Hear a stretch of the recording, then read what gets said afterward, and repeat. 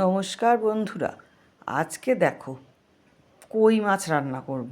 প্রথমেই তো নুন হলুদ আর একটু লঙ্কার গুঁড়ি মাছের গায়ে ভালো করে মাখিয়ে নিলাম।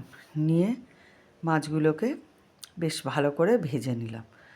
নিয়ে এরপরে মাছের যে ভাজার তেলটা তাতে দিয়ে দিলাম জিরে ফোড়ন আর দিলাম একটা তেজপাতা। এরপরে দিয়ে দিলাম পেঁয়াজ বাটা। পেঁয়াজটাকে তো ভালো করে ভেজে নিতেই হবে। এই মাছটা কিন্তু পেঁয়াজ ছাড়া করলেও খারাপ হয় না, আজকে আমি পেঁয়াজ দিয়েছি তাই। এবার দিয়ে দিলাম কাঁচা লঙ্কা, রসুন আর আদা বাটা। এবার ভালো করে এটাকে আমি কষাতে থাকবো। আর অ্যাড করে দিলাম নুনটা। যতক্ষণ না কাঁচা আদার গন্ধ যাচ্ছে ততক্ষণ অবধি মশলাটাকে ভালো করে কষিয়ে নিলাম। নিয়ে এবার এর মধ্যে দিয়ে দিলাম টমেটো কুচি।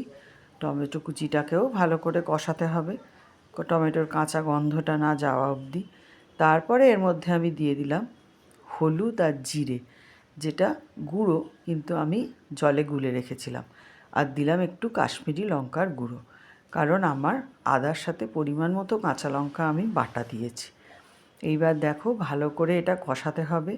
এটা পেঁয়াজ ছাড়া রান্না করলে শুধু আদা জিরে বাটা দিয়েও এই তেলকইটা খেতে ভালো লাগে, একটু তেলের পরিমাণটা বেশি থাকে। এবার অ্যাড করে দিলাম গরম মশলা।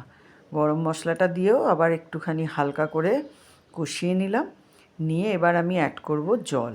জলের পরিমাণটা কিন্তু খুব সামান্য, মানে মাছটুকু সেদ্ধ হওয়ার জন্য যেটুকু জল লাগে, কারণ এই মাছে খুব একটা ঝোল থাকে না, একদম তেল ভাসা ভাসা অল্প ঝোল থাকে।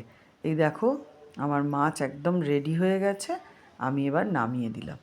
এই যে আমার তেলকই রেডি। তোমাদের কেমন লাগলো আমাকে অবশ্যই জানিও। ভালো লাগলে লাইক কমেন্ট করো। সবাই খুব ভালো থেকো।